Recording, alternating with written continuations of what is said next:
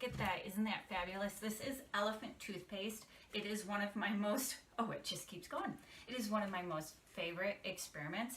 It just is, it takes vinegar and baking soda up a notch. So this experiment is a favorite with students. It's a favorite with chemistry teachers. It uses hydrogen peroxide, H2O2, which is not very stable. It has that extra oxygen on there. Doesn't want to stay there. Using a catalyst speeds up that reaction and gives you this wonderful foam, and it actually gets warm. It's an exothermic reaction, so it's great for looking at evidence of a chemical change. So you're taking that hydrogen peroxide and you're adding some yeast, some soap, and you're speeding up the process of that oxygen coming off to leave water. So what a great way to show students a chemical reaction and to be able to show them the chemical formula of what is happening.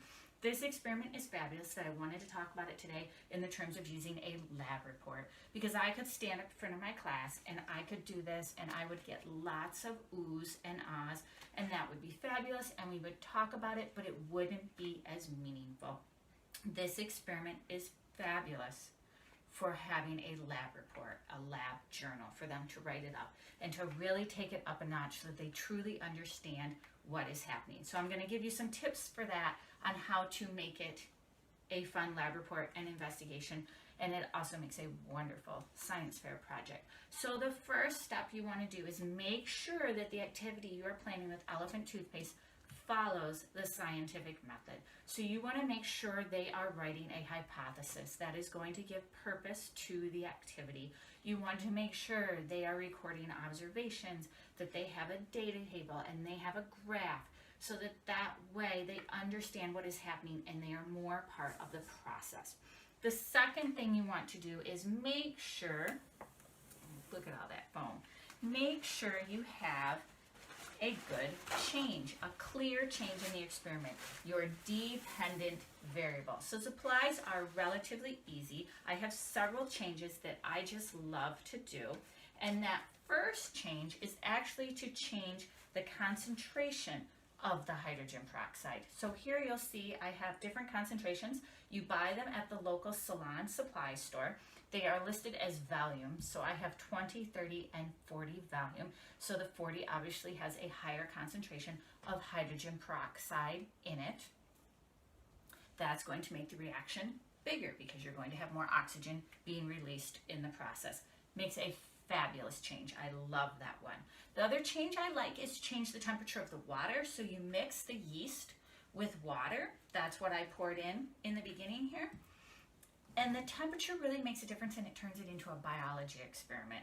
So if you use hot water, you're not going to get as good of results. My son did this for a science fair project one time. The cold water doesn't activate the yeast. So you're starting to teach the students also about yeast. I use the quick rise yeast. This is a nice big container of it. So they're going to learn about yeast as a living organism. So again, you just took the experiment up a notch. Another change that I like to do also is the amount of yeast, because if you have less yeast, you should get less of a reaction because you have less to be the catalyst in releasing that oxygen and creating water. Then after you do that, you want to make sure in the experiment that you have areas where the students are writing everything down, that they are recording those observations in detail, that they have a data table to put it down, that they're maybe actually writing these steps. Maybe they are developing the experiment. It's going to give them ownership of it, and it's going to really let them be the leader in their learning, and you're just going to be there to consult and help them as they discover. Even if you are doing this experiment virtually, highly recommend it virtually as well. It looks really cool. Have them have some sort of journal where they're writing stuff down and they are interacting with it so that they can truly understand what is happening. Great Halloween activity too. The next step is to decide what you're going to measure. So you've got to have something to measure. So again, they're more into the process and understanding what is happening. That's your dependent variable. I like to measure the temperature. Remember I said it's an exothermic reaction, and I will stick the thermometer down in the tray before I do the reaction so that when the foam hits it, they'll be able to see if there's a temperature increase and how much of an increase that there is.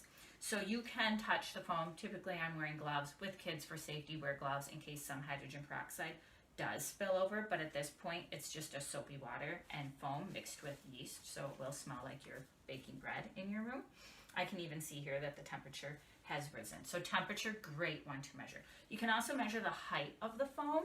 So really look at what type of bottle you want to use. I mean, here's just a small glass soda bottle, but because it goes up and it gets narrower, you're really going to get a good stream that comes up. And the kids could hold a ruler there and they could measure how high it goes, what the highest height is during that reaction. And that's always a really fun one for them. You just want to make sure they don't knock it over. And also the length of the reaction is really good, that initial speedy part of the reaction, and to time it. That's going to tell them some important stuff about maybe how much yeast is still reacting with the hydrogen peroxide and how much is still there. So you've done all that, you've done your measurements, you've done your graphs. You want to make sure that they write a summary.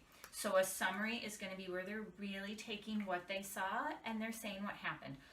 Talking, speaking is different than writing. So the lab journal is going to help them learn how to transcribe their thoughts into words, and it will help with your class discussion at the end. So if you're doing the experiment with concentration, they might write, when I use the 40 volume of hydrogen peroxide, the temperature increased or the temperature decreased, whatever their summary is. Have a graph. I usually tell my students to look at their graph and turn that into sentences and complete thoughts and be able to describe it. Then from the summary, you move on to the conclusion. You want to understand the how and why of this reaction. It is fabulous. So why does this hydrogen peroxide create a bigger reaction?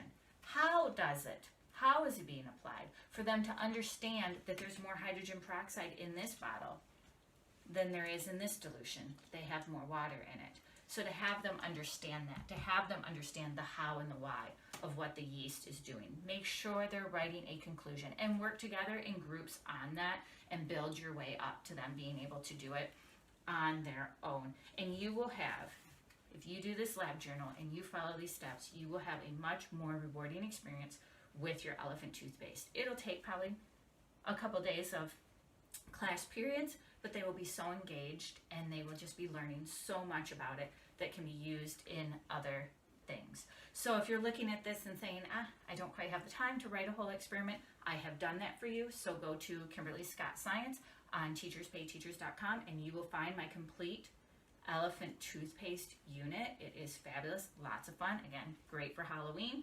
It's great for any time, really. And you can also go to my blog to see a little bit more where I've written this up about how to write your own investigation and the changes that you can make with it and what you can measure. So be sure to visit me at KimberlyScottScience.com where you can then go to my blog to learn more. And I have a blog on there as well that goes into more detail about what is happening with Elephant toothpaste. And this is the kid-friendly Elephant toothpaste. You've seen the other one that goes really high. This is the one you can do with your students and have a wonderful time. It is perfect for 4th through 8th grade. So have fun exploring Elephant toothpaste.